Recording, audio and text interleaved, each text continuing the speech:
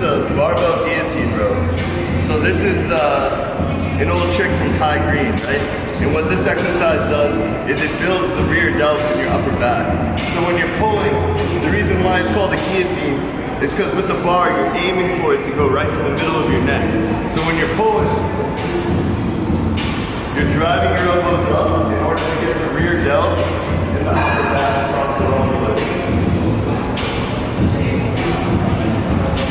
For a hand position, get your index finger on the beginning of the first ring. We want to be a little bit wider than shoulder width apart. So that being said, boom. And now when we come into this exercise, we're going to arch our back, but we're going to bend down as much as we possibly can. So when we're coming down, we're bending. Once we get right to about here, then we got that big arch in the back with a slight bend in the knees. We're going to drive our elbows up, pull right to the neck. Stretch.